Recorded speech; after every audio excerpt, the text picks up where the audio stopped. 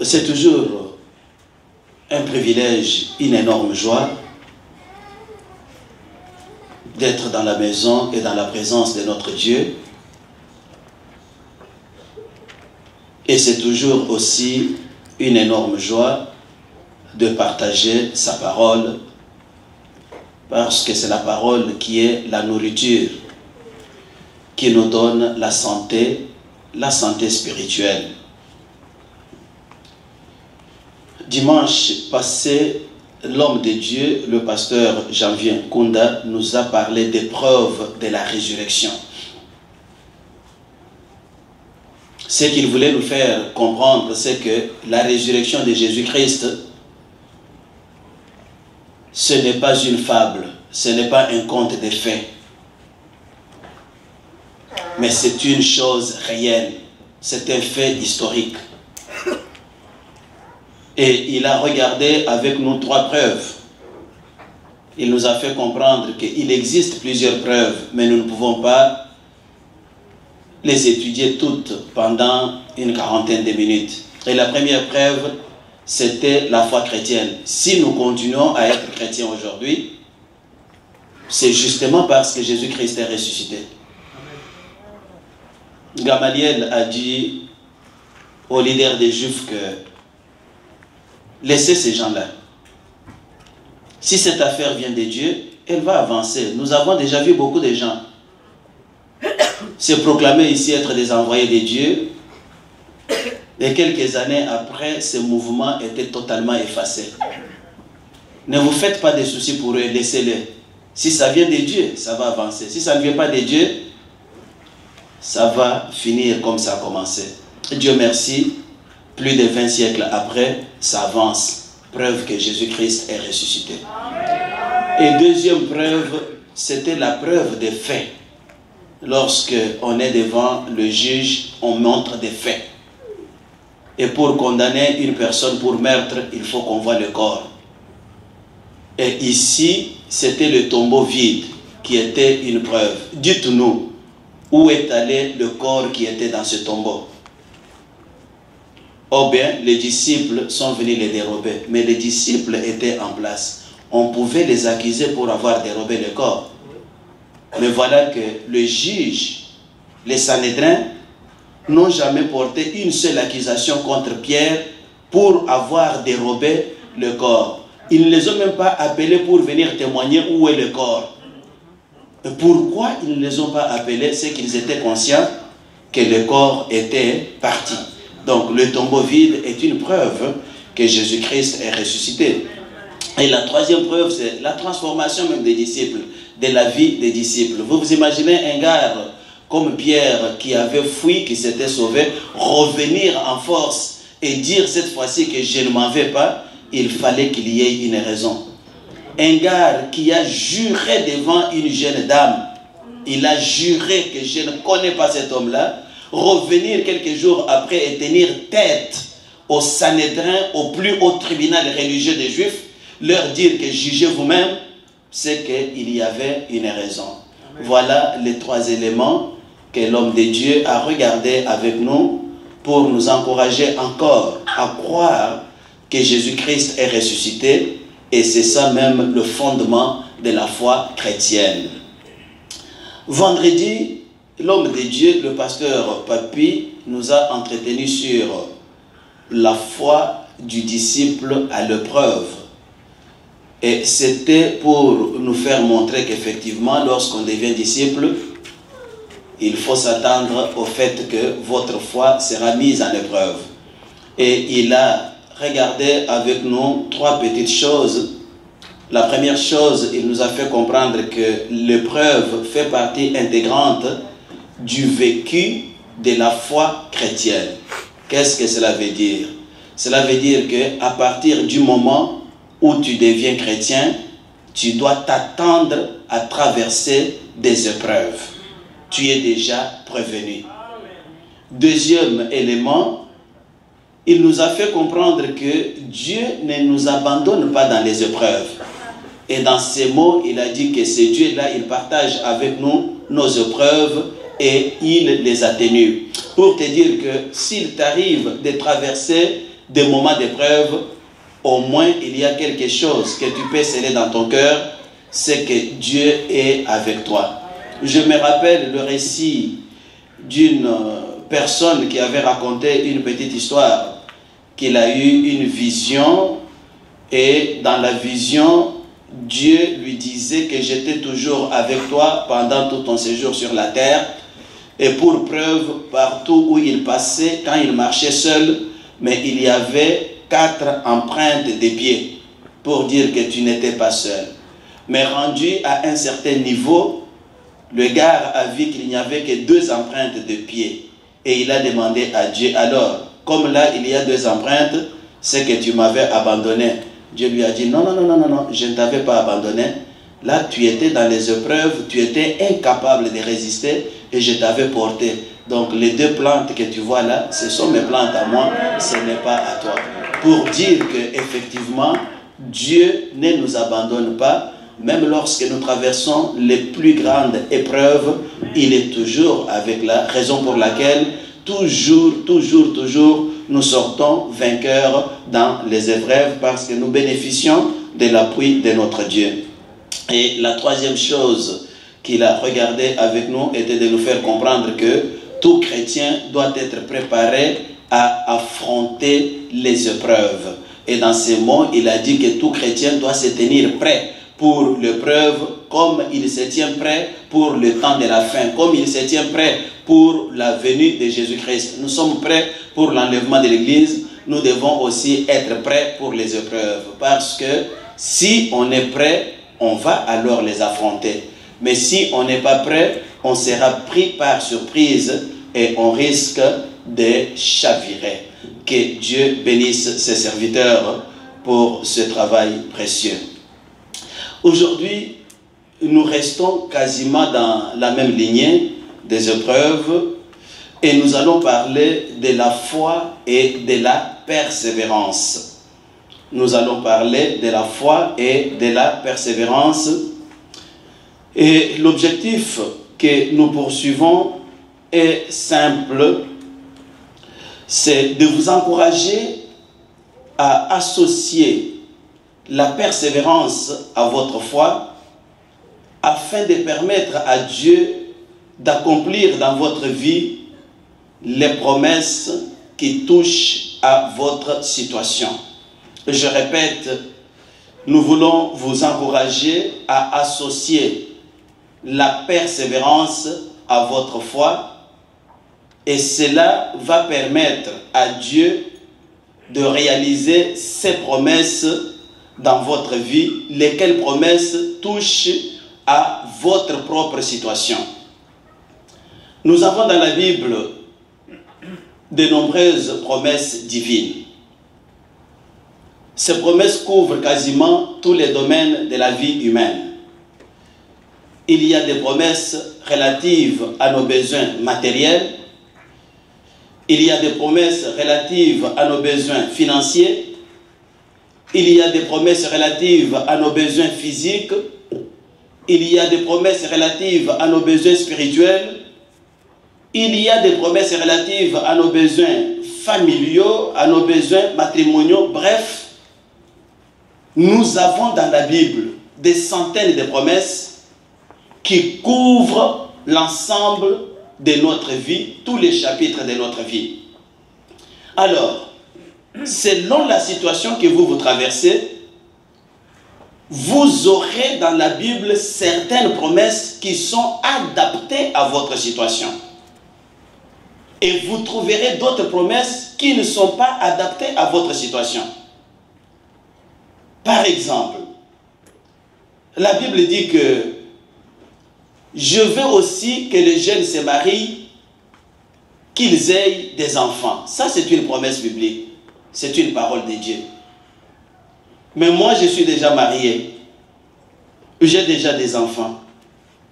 Est-ce que cette promesse me concerne moi dans ma vie encore aujourd'hui? Non. C'est une promesse déjà accomplie. Je passe. Mais par contre, un jeune frère, une jeune sœur qui est encore célibataire, lui est concerné par cette promesse. Et quand il prie, il peut revendiquer devant Dieu en lui disant, Seigneur, il est dit dans ta parole, je veux que les jeunes se marient. Moi, je voudrais me marier. Là, vous vous êtes accroché à cette promesse. Voilà pourquoi j'ai dit que l'objectif du message, c'est de vous encourager à associer la persévérance à votre foi, afin de permettre à Dieu d'accomplir dans votre vie les promesses ou ses promesses selon votre situation. Donc, d'après votre situation, vous allez trouver des promesses que vous devriez appliquer. Et ce que nous vous demandons aujourd'hui, c'est quoi? C'est de rester seulement persévérant et d'avoir la foi. Et Dieu va réaliser ces promesses-là dans votre vie. Nous allons tourner les pages de nos Bibles dans Hébreux, chapitre 6. Nous allons en fait lire le verset 12. Mais pour mieux comprendre le verset 12, nous commencerons par le verset 11. La Bible dit ceci que nous désirons que chacun de vous montre le même zèle pour conserver jusqu'à la fin une pleine espérance, en sorte que vous ne vous relâchiez point et que vous imitiez ceux qui, par la foi et la persévérance, héritent les promesses, afin que vous ne vous relâchiez point et que vous imitiez ceux qui, par la foi et par la persévérance, héritent des promesses. La première chose que j'aimerais souligner dans ce verset 12, ce sont les deux éléments qui servent de conditions de base qui permettent à Dieu d'accomplir ses promesses dans la vie d'une personne. Deux éléments basiques qui donnent à Dieu le feu vert d'entrer dans votre vie et de réaliser ses promesses. Premier élément, c'est la foi. Et deuxième élément, c'est la persévérance. Avoir la foi, c'est quoi?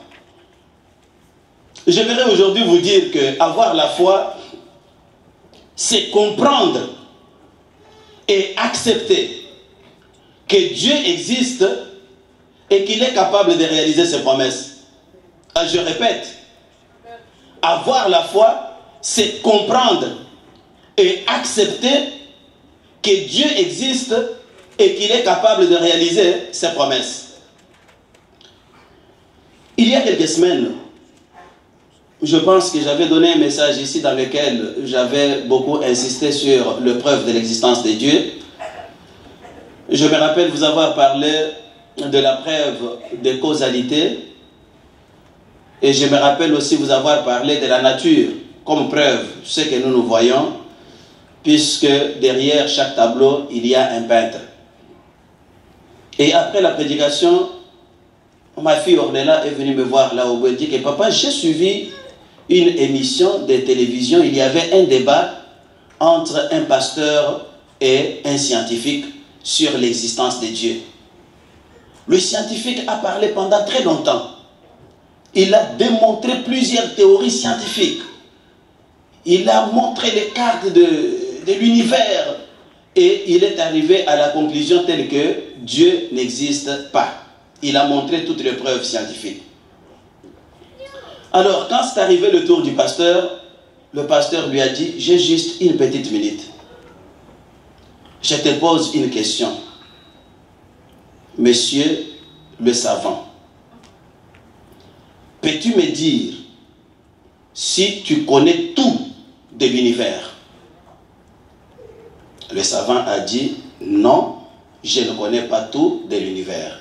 Ce qui est vrai, parce que en science, l'épistémologie nous prouve que nous ne connaissons qu'en partie et que toutes les théories scientifiques sont vraies provisoirement. C'est-à-dire jusqu'au moment où on va découvrir d'autres théories qui pourront infirmer les premières théories. Donc, l'humilité, c'est aussi une vertu en science. Et en science, personne ne peut prétendre tout connaître. Et lorsque le pasteur a demandé à notre savant, est-ce que vous connaissez tout? Le savant a dit que je ne connais pas tout. Deuxième question, dans le peu que vous ignorez, parce que vous êtes savant, mais dans le peu que vous ignorez, est-ce qu'il peut y avoir possibilité que Dieu existe là-bas? Et le savant a dit oui. Et le débat était terminé. Le pasteur a dit j'ai terminé, je m'en vais. Vous comprenez, frère, que il est question ici de comprendre.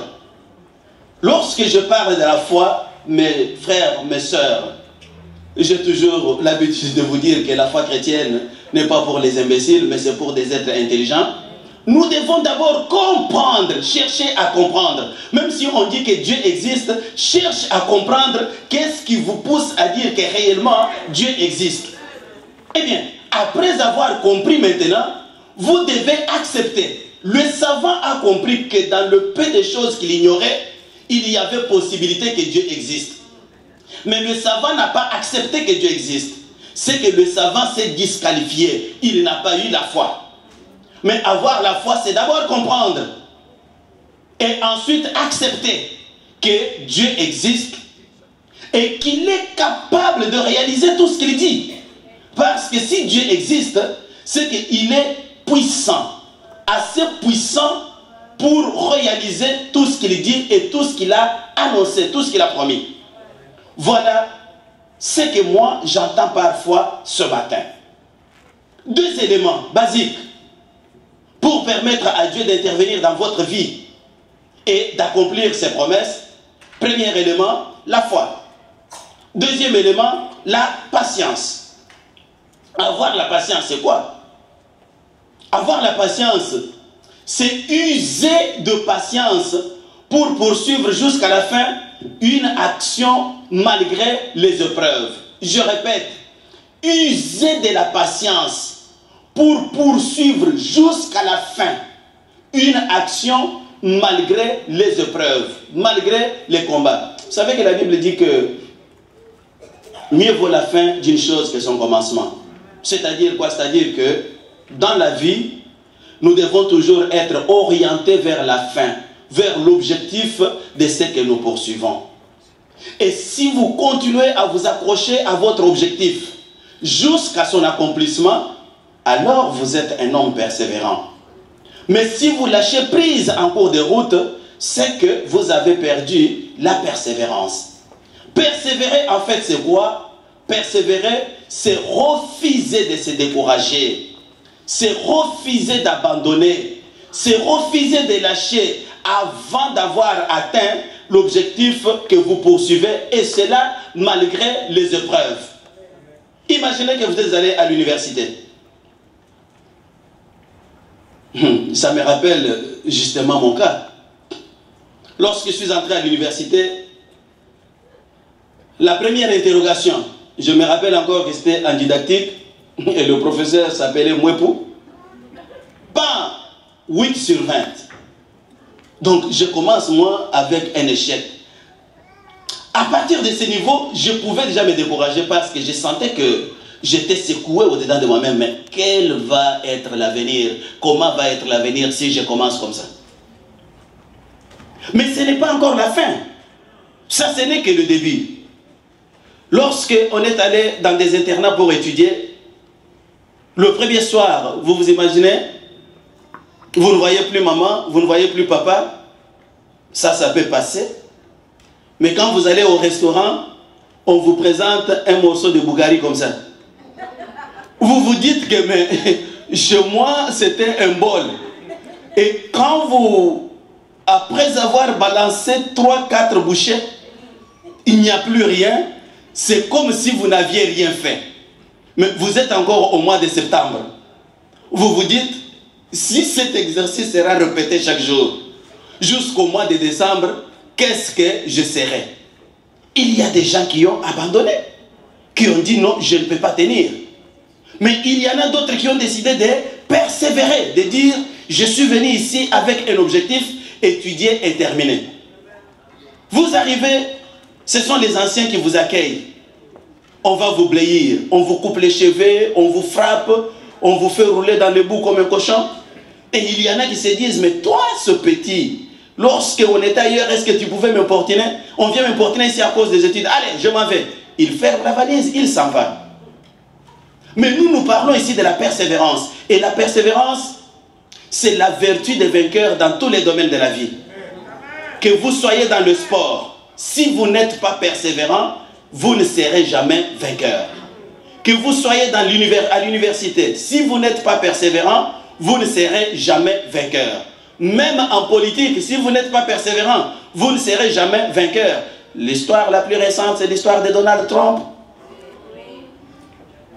Tous l'ont découragé. Son propre parti l'a abandonné. Les présidents à travers le monde l'ont injurié comme il n'a pas d'intelligence. Mais le type a dit, moi je ne lâche pas. Et il a poursuivi. Surprise, à la fin, c'est lui qui est élu président.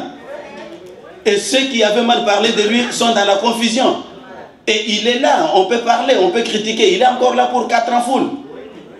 Voilà la persévérance. Persévérer, frères et sœurs bien-aimés, c'est continuer à avancer malgré les obstacles. C'est continuer à avancer malgré les pressions physiques ou même les pressions psychologiques qu'on peut subir. C'est continuer à avancer malgré l'influence que l'environnement peut exercer sur nous. On peut vous décourager, vous dire, arrêtez-vous, arrêtez-vous, mais vous devez faire fi de tout ce que vous entendez. Vous poursuivez votre marche jusqu'à la fin, alors vous verrez la manifestation de la gloire de Dieu. Vous vous rappelez qu'il y avait un frère qui nous avait prêché ici, et je parle souvent, je reviens souvent sur cet exemple qui m'avait beaucoup béni, qu'il y avait eu un concours de course où tous les animaux devraient courir et atteindre le sommet d'une montagne, d'une très haute montagne. Et pendant que chaque animal s'engageait dans la course, le public criait, non, tu ne vas pas y parvenir, tu ne vas pas y parvenir, c'est trop dur. Et tous échouaient. Et on a vu un petit crapaud arriver, une petite grenouille, elle montait et on criait aussi, non, tu ne vas pas y parvenir. Mais malgré ces cris, la petite grenouille avançait, pouf, elle a atteint le sommet. Alors les gens étaient surpris. Ils se sont approchés de la grenouille pour chercher à voir, mais c'est quoi au juste?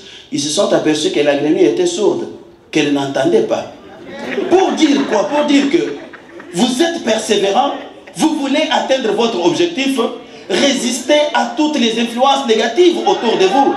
Parce que les gens feront un effort pour vous décourager, pour vous dire que non, au Canada, là, personne ne peut réussir. Oui, dites, c'est vrai, personne ne peut réussir, mais moi, je ferai la différence. S'il faut que je sois le premier à entrer dans les annales, que moi, je vais réussir, moi, je vais réussir. Si on ouvre ses oreilles à n'importe quoi qui se passe autour de vous, eh bien, vous allez perdre votre patience, vous allez perdre votre persévérance. Écoutez aussi que dans le mot persévérance, il y a la notion d'endurance. C'est-à-dire que quand on persévère, cela ne veut pas dire que tout est facile. Regardez comment s'appelle le jeune homme jamaïcain ici, Bolt, hein? Oui. Quand ce gars a joué sa dernière compétition, il y a un autre gars canadien, je pense, qui était deuxième après lui. Vous voyez ces amis-là arriver, s'approcher de la ligne d'arrivée. Eh bien, ils se regardent. Hein? L'un regarde l'autre et dit, petit, tu ne vas pas arriver ici. Mais quand vous regardez la face de ce garçon-là, vous dites qu'il peut péter. Donc, il a fait tous les efforts possibles. C'est qu'il avait mal. Parfois, il tombe et il s'essouffle. La persévérance ne veut pas dire que tout est facile. La persévérance veut dire qu'il y a des obstacles, il y a des efforts à faire, il faut endurer. Parfois, les gens viennent dans la foi chrétienne, ils s'imaginent que les choses sont faciles. Non, frère, partout où on parle de la persévérance, comprenez qu'il doit y avoir des efforts à faire. Comprenez que ça va faire mal, mais ce mal-là ne peut pas m'arrêter. Regardez, revenons dans la foi, regardez.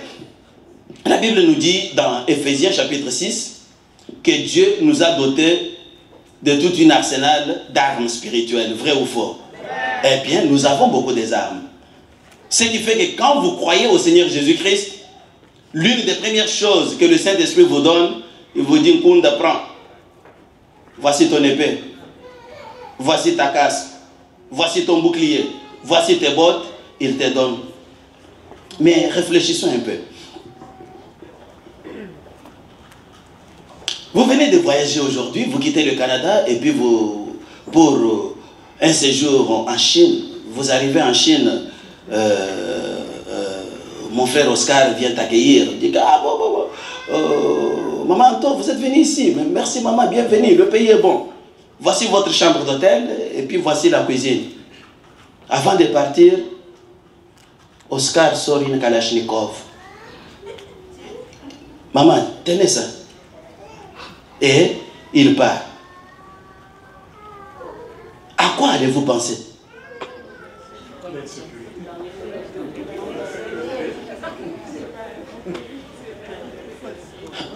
Amen.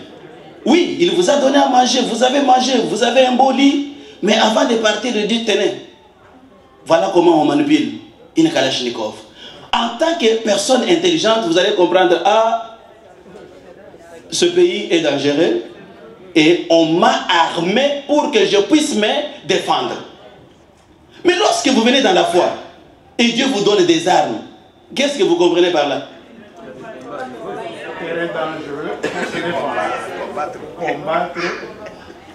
Amen, l'église. C'est la certitude que je vais rencontrer des combats. Mais si Dieu m'a donné les armes, ce n'est pas pour que je puisse fuir.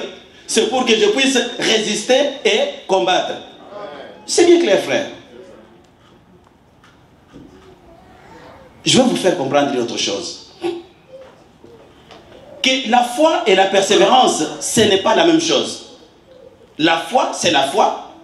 La persévérance, c'est la persévérance. On peut dans la vie avoir la foi sans avoir la persévérance. Comme notre ami Pierre, il avait la foi. Le maître lui a dit marche sur l'eau, il s'est levé, il a marché sur l'eau. Mais est-ce qu'il avait la persévérance? Non, il n'avait pas de persévérance et il a commencé à couler. Tout comme on peut aussi avoir la persévérance sans avoir la foi. Notre ami Judas était toujours, pendant 3 ans et demi, il était toujours dans les cercles proches du maître. Il tenait la bourse. Mais est-ce qu'il avait la foi que cet homme c'est le fils de l'homme de Dieu et c'est lui le rédempteur du monde? Non. Il le voyait comme un objet à vendre pour avoir de l'argent. Même chose encore aujourd'hui. Vous pouvez être à l'église, avoir la foi, mais vous n'avez pas la persévérance. La bonne nouvelle ce matin, c'est que le Saint-Esprit veut vous encourager à associer à votre foi la persévérance. Tout comme vous pouvez avoir la persévérance, mais vous n'avez pas de foi, revenez à la case de départ. Sinon, vous allez être considéré comme un activiste. Un activiste n'a pas de foi, il est là, il est en train de faire. Il y a beaucoup de gens, même en théologie. Il est allé, il est docteur en théologie. Il a étudié pendant plus de 5 ans, mais il n'a pas la foi. Il a persévéré, mais il n'a pas la foi. Mais lorsque la foi est associée à la persévérance, c'est qu'on forme un duo gagnant. Voilà pourquoi notre texte nous a dit que nous ne devons pas nous relâcher et que nous devons imiter ceux qui, par la foi et la persévérance, ils héritent les promesses de Dieu. La deuxième chose que nous trouvons dans ce même texte, c'est quoi?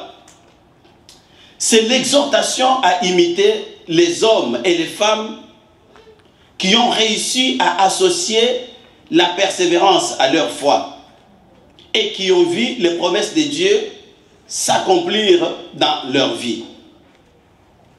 Et je répète, dans notre verset 12, d'abord, je relevais les 2 éléments qui forment les conditions de base pour permettre à Dieu d'accomplir ses promesses dans la vie d'une personne.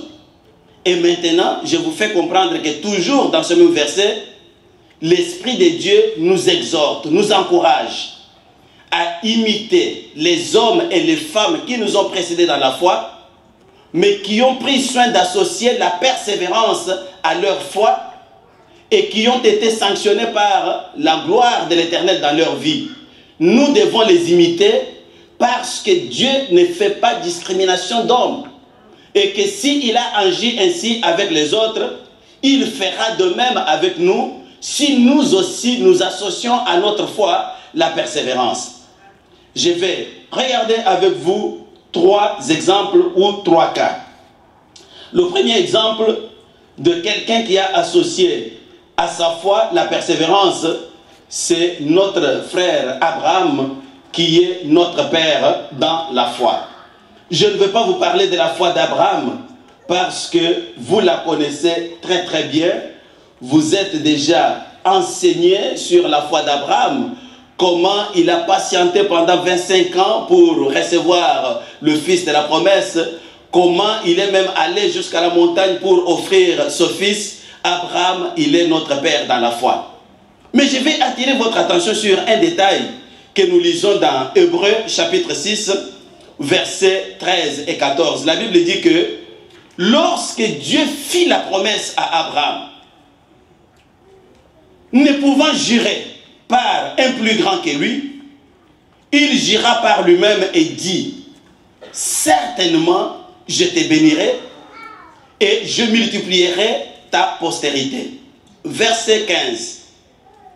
Et c'est ainsi qu'Abraham, ayant persévéré, obtint l'effet de la promesse.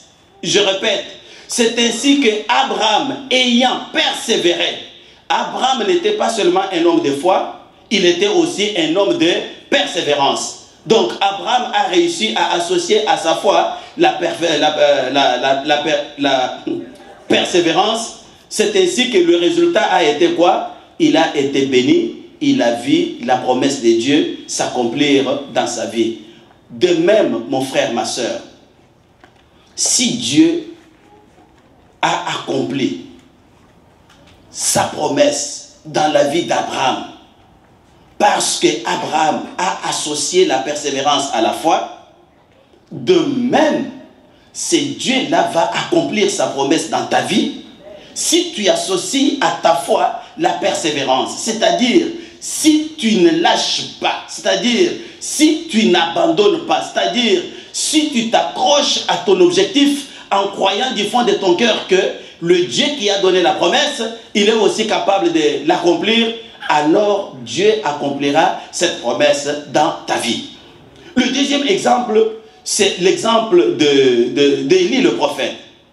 Et vous pouvez lire le récit d'Élie dans 1er Roi, chapitre 18, du verset 41 jusqu'au suivant. Ici, Élie a un problème très sérieux. Le problème, c'est que Élie, pour défier les prophètes de Baal, pour réprimander les enfants d'Israël qui étaient devenus très idolâtres, et même pour punir aussi le roi Akab qui avait laissé entrer l'idolâtrie en Israël, Élie a fermé le ciel pendant 3 ans et demi pour qu'il n'y ait pas de pluie.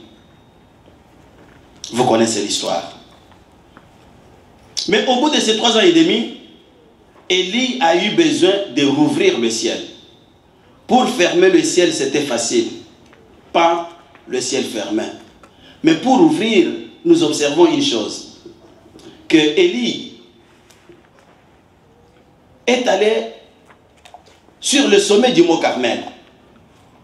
Après avoir dit à Akab que bien, écoutez, il y aura la pluie aujourd'hui, Élie a mis la tête entre ses jambes et il a commencé à prier Dieu. Il a prié Dieu, Seigneur, est-ce que maintenant tu peux ouvrir le ciel? La sécheresse est devenue trop grave pour le pays. Je vois les gens mourir. J'ai même appris qu'il y a une femme qui a mangé son fils à cause de la sécheresse. Seigneur, fais grâce, ouvre le ciel.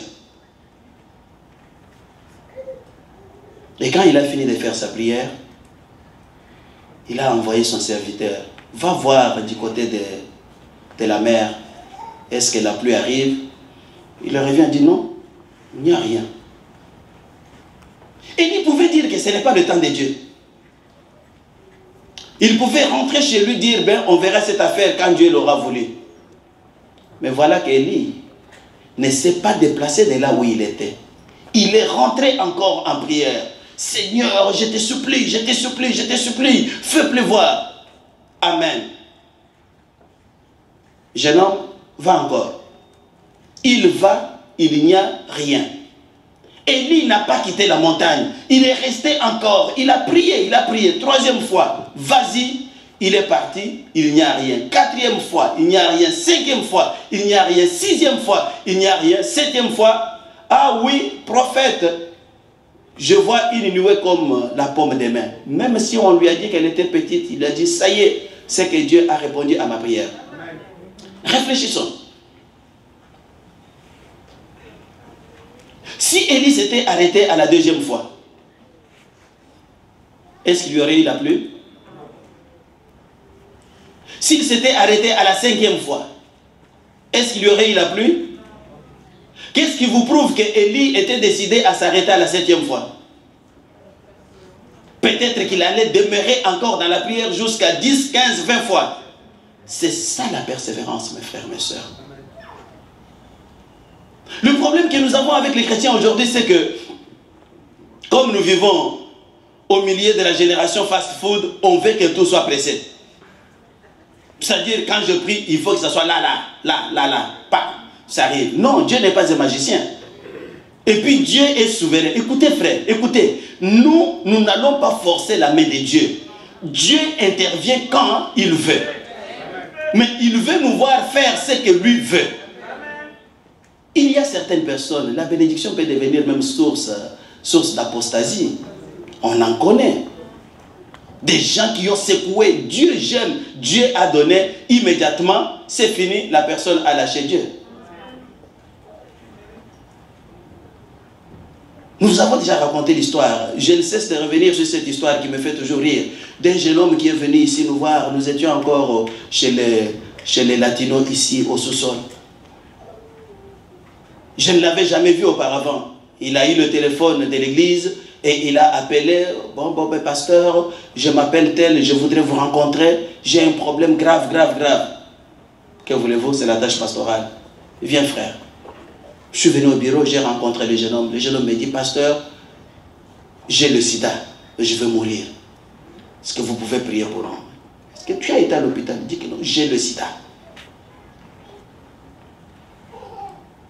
Est-ce que tu es allé voir Cap-Vie? Non, je ne suis pas allé là-bas, mais j'ai le sida. C'est bon petit, on va prier et après, je vais t'envoyer quelque part pour qu'on suive ton cas. J'ai appelé le pasteur Hubert. Nous avons pris un temps de prière avec ce frère. J'ouvre une parenthèse. Il me l'avait dit, je l'ai dit parce qu'il a fui la foi, c'est son problème. Il m'a dit qu'il a commencé à s'endetter. Il a pris des dettes des gens parce qu'il était convaincu qu'il allait mourir et qu'il ne va pas payer ça. Donc, il ne faisait que des torts aux gens. Il l'a confessé. Il était très convaincu. Nous avons prié et je l'ai envoyé là où Maman Dada travaille. Il a rencontré Josveld, hein, c'est ça son nom. Et la sœur dit qu'en regardant ce garçon, tous les signes étaient qu'il est malade. On a envoyé voir le docteur lui a dit que non, tu n'es pas malade. La sœur m'a appelé, elle dit que moi je comprends ce qui s'est passé. Je lui ai dit, moi aussi je comprends ce qui s'est passé. Le frère a appelé tout content, pasteur, j'ai été voir le docteur, je ne suis pas malade. Moi je dis, gloire à Dieu. Il faut maintenant rendre gloire à Dieu et témoigner à l'église. Oui, pasteur. Ah! Jusqu'aujourd'hui, on ne sait plus par où il est passé. C'est-à-dire, fini, il a abandonné la foi, il a abandonné l'église, il est parti. Je pense qu'il est rentré encore dans la drogue, il est rentré encore pour faire la mafia, etc., etc. Voilà comment la bénédiction a envoyé quelqu'un à l'apostasie. Si Dieu avait gardé ce type-là malade jusqu'à la mort, il allait mourir à l'église. Mais quand il l'a guéri, il a fui l'église. Il y a beaucoup de gens que Dieu bénit. Il y en a beaucoup nombreux. Je ne sais pas, je peux vous donner beaucoup de témoignages. Pasteur, j'ai besoin du travail. Il y a un frère qui m'avait dit, pasteur, comment j'ai pris dans votre église et je n'ai pas de travail? Moi,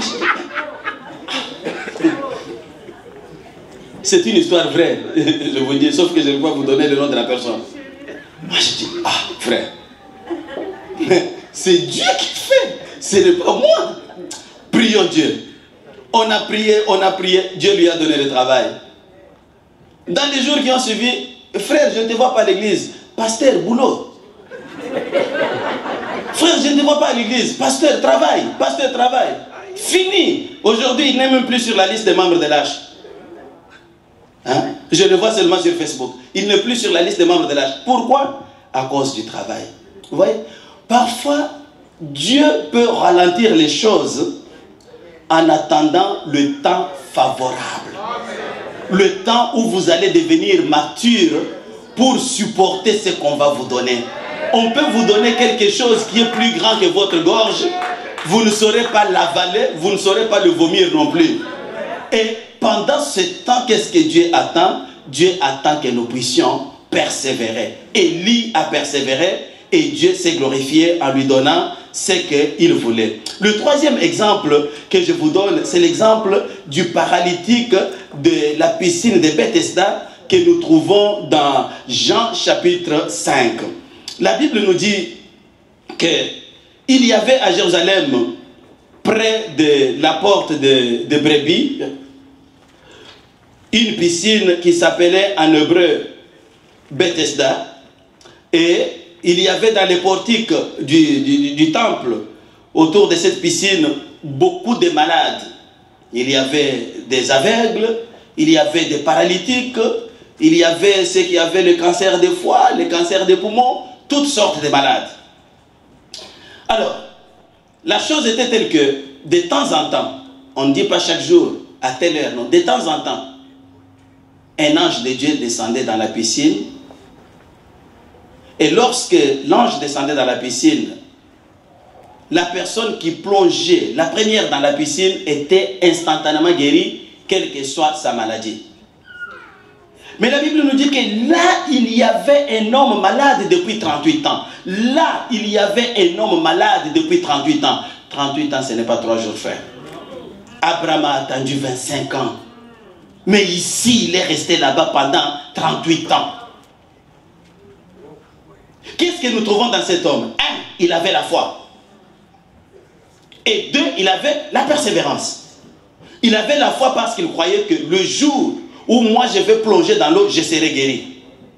Il avait la persévérance parce qu'il s'est dit, moi je ne vais pas partir d'ici sans avoir atteint mon objectif. Je ne sais pas s'il est allé là-bas jeune. Je ne sais pas s'il a été là-bas adolescent. Il a vieilli dans le portique du temple. Les gens l'ont vu à l'âge de 5 ans, assis là-bas. Il a grandi, il a vieilli. Il dit, moi je ne bouge pas. Mon frère, ma soeur. À la fin de son histoire, un jour, il a croisé Jésus-Christ et Jésus lui a dit, prends ton lit, lève-toi, marche. Il a pris son lit, il s'est levé et il a marché. Il a quitté ce jour-là le portique du temple. Pourquoi? Parce que son objectif a été atteint. Mais qu'est-ce qui a été le secret de son objectif? 1, sa foi, et 2, sa persévérance. Dieu veut te voir ce matin, mon frère, ma soeur. Dieu veut te voir associer à ta foi la persévérance. Ne lâche pas, ne te décourage pas. Dieu est fidèle.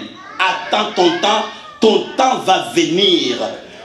Le problème, c'est que nous sommes pressés. Nous voulons demander le matin et obtenir le soir. Non, Dieu veut te voir persévérer. Ne bouge pas. Et au bout de ta persévérance, il y a quelque chose qui va se passer. Dieu est fidèle. Il tient à ses promesses. Il va réaliser ses promesses. Lisons Hébreux chapitre 6, 17 à 18. Pour voir comment Dieu est déterminé à accomplir ses promesses dans votre vie. Et la Bible dit ceci que c'est pourquoi Dieu vous l'a montré avec plus d'évidence aux héritiers de la promesse. L'immutabilité de sa résolution intervient par un serment afin que par 2 choses immuables dans lesquelles il est impossible que Dieu mente, nous trouvions un puissant encouragement nous dont le seul refuge a été de saisir l'espérance qui nous a été proposée. Un très beau verset, mais un verset difficile à comprendre. Essayons un peu de le découper petit à petit, morceau par morceau. La Bible dit, c'est pourquoi Dieu vous l'a montré avec plus d'évidence. C'est-à-dire, Dieu veut montrer avec beaucoup plus de clarté. Le mot évidence appartient souvent au domaine de la science et est relié à la preuve. Quand on donne des preuves évidentes, c'est qu'on donne des preuves indiscutables. Alors, Dieu vous l'a montré avec plus de clarté. Vous l'a montré sans aucun nombre de doutes. Vous l'a montré à qui? Vous l'a montré aux héritiers de la promesse. Mais les héritiers de la promesse ici, c'est qui? Galates chapitre 3, verset 7 le clarifie. Que ceux qui croient en Jésus-Christ sont alors les fils d'Abraham. Celui qui a reçu la promesse ici, c'était Abraham. Mais ne peuvent être les héritiers de la promesse. C'est-à-dire que le patrimoine d'Abraham était la promesse. Le patrimoine d'Abraham, ce n'était pas les Jeep Cherokee. Est-ce que quelqu'un m'entend bien? Bien. Le patrimoine d'Abraham, c'était la promesse qu'il tenait de Dieu. Mais la Bible nous dit que Dieu a voulu montrer avec beaucoup de clarté aux héritiers de la promesse. Pour être un héritier de Kadima, il faut être un enfant de Kadima. Mais sinon, vous allez taxer de voleurs, frère. Et si nous sommes les héritiers de la promesse d'Abraham qui avait été donnée à Abraham, nous devons d'abord nous qualifier pour être les enfants d'Abraham. Et en tant qu'enfants d'Abraham, nous devenons alors des héritiers naturels. Donc, quand la Bible dit que Dieu a voulu montrer aux héritiers de la promesse, les héritiers de la promesse, c'est vous, c'est moi, nous qui avons cru en Jésus-Christ. Et en croyant en Jésus-Christ, vous devenez héritiers de toutes les promesses qui étaient prononcées sur Abraham. Et vous pouvez les revendiquer de droit. Eh bien, Dieu vous l'a montré avec plus d'évidence. Aux héritiers de la promesse, il voulait leur montrer quoi? L'immutabilité de sa résolution. C'est-à-dire quoi? Quelque chose qui est immuable, c'est quelque chose qui ne change pas, qui ne peut pas changer. Mais qu'est-ce qui est immuable ici? C'est sa résolution. Quelle est cette résolution? C'est sa décision de bénir, sa décision d'accomplir ses promesses, sa décision de réaliser ses promesses dans la vie d'Abraham et dans la vie de sa postérité. Et Dieu veut nous montrer à nous qui sommes la descendance d'Abraham qu'il ne pourra jamais changer sa décision de nous bénir. Est-ce que quelqu'un m'écoute bien? Dieu ne pourra jamais changer sa décision de vous bénir, sa décision de vous faire du bien. Est-ce que vous croyez en cela? Je répète, la Bible le dit clairement, que Dieu veut montrer à la postérité d'Abraham l'immutabilité de sa résolution. C'est-à-dire que Dieu est déterminé à vous bénir, il ne reviendra pas sur sa décision. Mais parce que Dieu sait que vous êtes des hommes de peu de foi, il a cherché à vous donner des preuves comme un homme. Et le verset continue et dit que, afin que, par deux choses immuables, deux choses qui ne changent pas, dans lesquelles il est impossible que Dieu mente, nous, voilà maintenant, il a parlé d'abord des enfants, des héritiers de la promesse, et ici, il descend à terre, il dit, afin que nous puissions trouver un puissant encouragement. Quel encouragement? Un puissant encouragement pour croire et pour persévérer. Pourquoi? Parce que Dieu est fidèle à ses promesses, il ne va pas mentir. Et quelles sont les preuves que Dieu nous a données? Deux éléments immuables dans lesquels il est impossible que Dieu puisse mentir. Quels sont ces deux éléments? Un, la promesse. Deux, le serment. Comment c'est là la promesse? La promesse parce que Dieu est vrai. Quand Dieu parle, sa bouche ne dit que la vérité. Donc, la promesse de Dieu, c'est un élément qui ne peut pas changer. Et deux, à la promesse, Dieu a ajouté le serment. Dans la vie de tous les jours, si un homme te jure pour dire, tiens le gars, je n'ai pas été au métro Côte-Vertu, c'est qu'il veut vous amener à croire qu'il vous dit la vérité. Et Dieu s'est rabaissé à ce niveau-là. Il dit, à cause de peu de foi de mon peuple, je vais jurer. La Bible dit que ne pouvant jurer par quelqu'un d'autre, il a juré par lui-même en disant que, en vérité, je te bénirai Abraham et je multiplierai ta postérité. Mais en fait, Dieu a fait ce serment, non pas pour Abraham. Parce que le jour où Dieu a fait ce serment, Abraham avait déjà Isaac. Parce que c'est le serment qui a été fait au mont Moridien lorsqu'Abraham est allé pour sacrifier Isaac. Abraham n'avait plus besoin d'avoir un autre Isaac, il avait déjà Isaac. Mais la Bible dit que Dieu a prêté serment, il a juré pour vous frères. Pour que vous, qui êtes la postérité d'Abraham, vous puissiez comprendre que Dieu nous a donné deux preuves immuables. Première preuve, il a juré par lui-même pour nous certifier qu'il dit la vérité. À cause de ce serment et à cause de la promesse de Dieu, le Saint-Esprit vous encourage à garder la foi et à ajouter à votre foi la persévérance. Vous persévérez. J'attends un enfant, l'enfant ne vient pas, mais je sais que Dieu a promis. Je sais que Dieu a juré. À cause de sa promesse, à cause de son serment, je ne bouge pas. Seigneur, fais quelque chose. Je te rassure que tu ne mourras pas sans que tu aies vu la gloire de l'Éternel dans ta vie. Nous devons persévérer, frères et sœurs, malgré les épreuves. Nous devons persévérer malgré les combats de la foi. Nous devons persévérer malgré les pressions de l'environnement. Et persévérer dans la foi implique 4 choses. Je vais y ajouter une 5e chose et on va terminer. Parce que quand nous disons « je persévère dans la foi », c'est un peu vague. Comment est-ce que moi je vais regarder Fiston et comprendre que Fiston persévère dans la foi? Il y a des choses concrètes. 1. Persévérer dans la foi implique persévérer dans la prière. Pourquoi? Parce que lorsque vous regardez quelqu'un qui prie, n'est-ce pas? Vous pouvez tirer la conclusion que cet homme, il croit en Dieu. Mais lorsque vous croyez quelqu'un qui ne prie pas, il ne peut pas vous convaincre qu'il croit en Dieu. Parce que c'est par la prière que nous entrons en contact avec Dieu, que nous parlons avec notre Dieu. Donc la persévérance dans la foi implique d'abord la persévérance dans la prière. Je veux vous encourager ce matin, frère, à persévérer dans la prière. Ne dites pas que j'ai déjà prié pendant longtemps, je n'ai rien vu. Non, priez encore plus, priez encore plus, priez encore plus.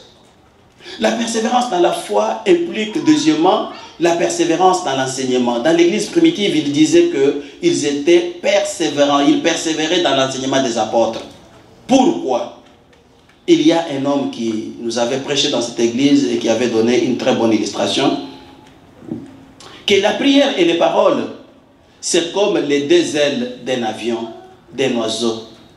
C'est comme les 2 pages d'une feuille de papier. La parole alimente la prière et la prière booste la parole.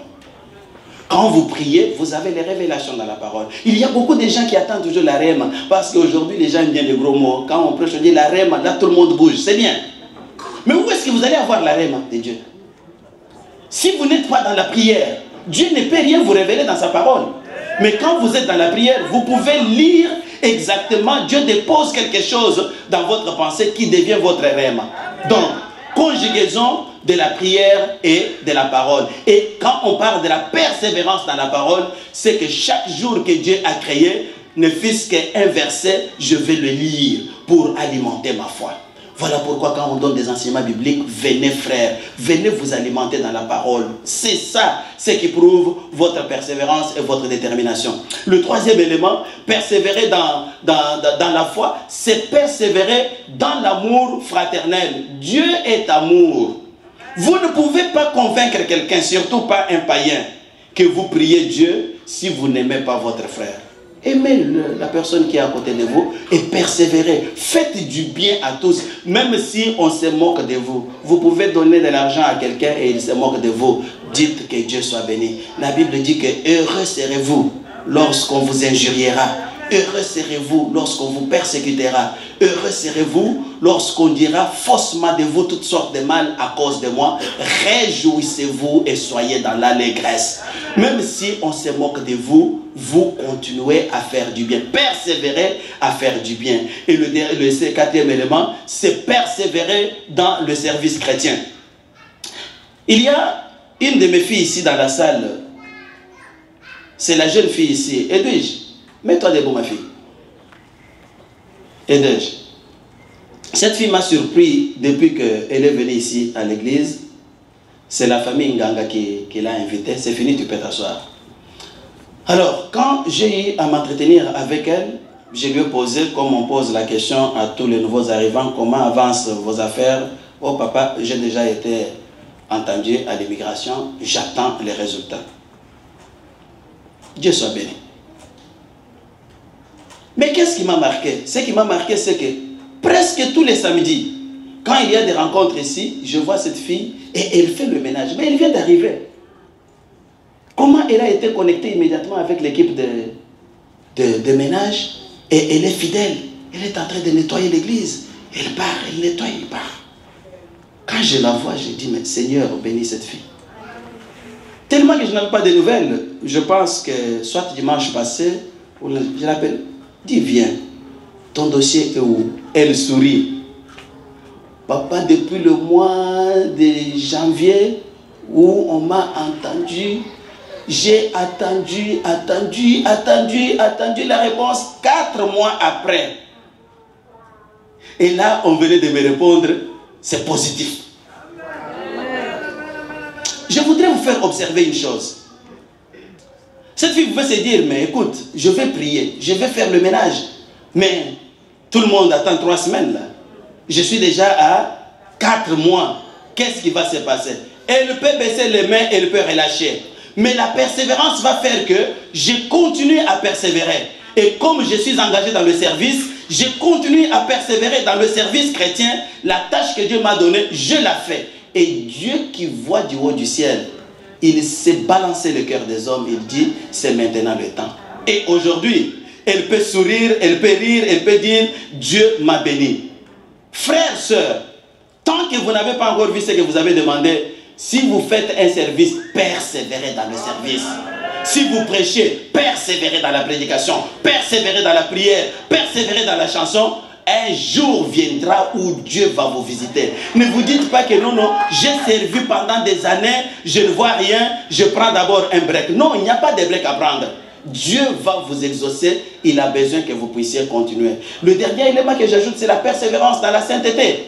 Apocalypse 22, verset 11 dit que celui qui est saint se sanctifie encore plus. Ne dites pas que je suis déjà saint, ça me suffit. Non, vous êtes saint, continuez à vous sanctifier encore. Alors, lorsque nous vous voyons persévérant dans la prière, quand nous vous voyons persévérant dans l'enseignement, quand nous vous voyons persévérant dans l'amour fraternel, quand nous vous voyons persévérant dans le service chrétien, quand nous vous voyons persévérant dans la sanctification, nous pouvons comprendre que vous avez une foi persévérante. Et grâce à votre foi persévérante, soyez sûr que le ciel va vous visiter.